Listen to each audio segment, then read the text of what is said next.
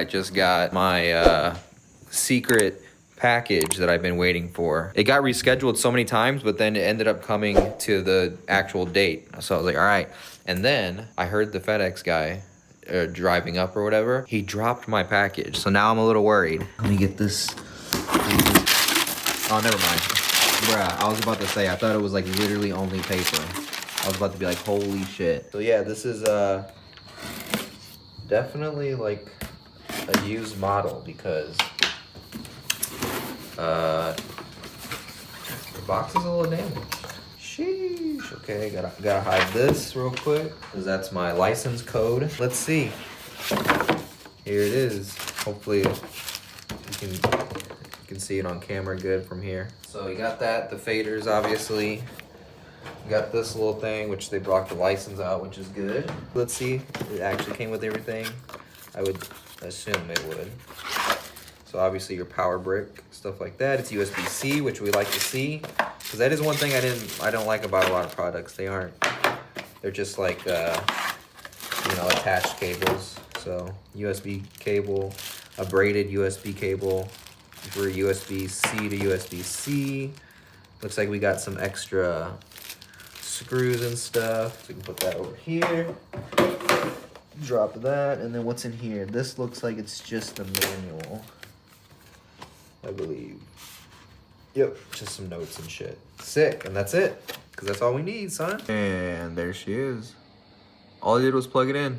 I like how it has the time always on. You can turn that off though, but you know, we'll get into all that shit. But yeah, I mean, it's really, really, really solid. I mean, it feels way better than the SSL stuff, from what I remember. Because I had the UC1 or the UF1, and it felt solid. I'm not saying it felt cheap, but this feels like this is actual like aluminum, or yeah, I would assume aluminum. But so it feels like heavy duty, you know what I mean? Not to say the SSL didn't, but like the whole body's aluminum, and the SSL was kind of like, I don't know, it just felt like it didn't feel as structurally, I don't know, sound as this, I guess, if that makes sense, if that matters to you. These look a little bit more clear to me than the SSL did. But yeah, from what I remember, I just remember this. The screens look good on the SSL, don't get me wrong. They weren't like terrible, but I can tell that these are like slightly, there's more clarity, like the, you know, like the font is a little bit more clear and stuff like that. I'm still really digging into it, but not saying that there's a whole lot going on, to be honest.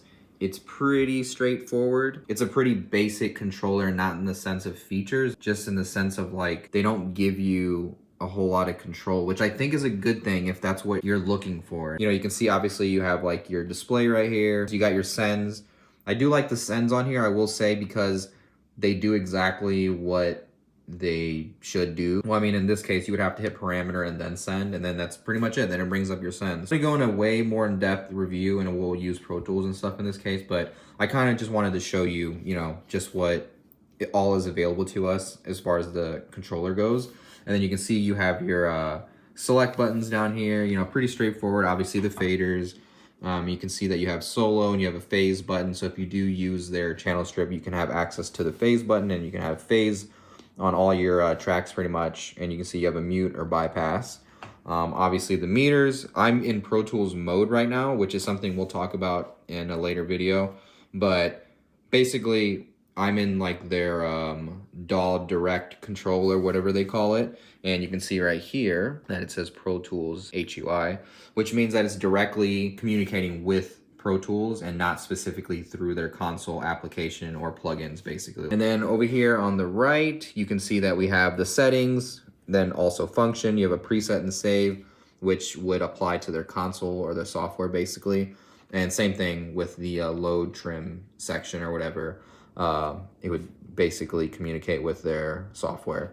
And then the fader trim, and then you can have your page where you can see that, you know, pretty much just pages through everything like any other controller, nothing new there. And then you have an OK, you have a solo, you have a mute and cancel, and then you have a pan, and it can also be a width knob if you plan on using their console. I was just looking for some faders, some basic functionality. You know, this is like a temporary setup. Like I said, I think I mentioned in other videos, I'm getting a studio together right now, so this will be in a way better position and I can feel a little bit more comfortable using it. But for what it is, like I've been using it for automation and stuff, and it's been great. So obviously all that's gonna work and stuff.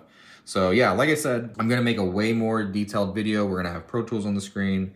Gonna show you how to do that. That's coming sooner than later. So yeah, like I said, if you guys want to see a full review, turn notifications on, subscribe to my channel, especially if you're new here. Go watch my last video if you haven't seen it, the one right before this video. So if you're watching this in the future, just go check that out. You guys have been going crazy with the Safari pedals. Seems like Safari pedals is becoming like, you know, becoming one of those household names when it comes to plugins, and which I think they should. They're great plugins. So yeah, keep using my links. I'm affiliated with Sound ID now, so if you're looking for some headphone correction or their speaker correction, I use the headphone correction. If you want me to make a video on that, I don't think I've ever talked about it, but I do use it. I can show you how I use it and what I'm shooting for when I'm using it and stuff, and how I think about using it. Like, share, subscribe. Follow me on Instagram. Follow me on Threads. I'm super active on there. Check out my website. Subscribe to my email list. I have an email list now, which is crazy. And if you're in Chicago and you want to record with me, maybe in like a month and a half, 2 months, my studio should be open and I'm down to work. So yeah, hit me up on there. And yeah, I appreciate you watching video. I'll see you Monday.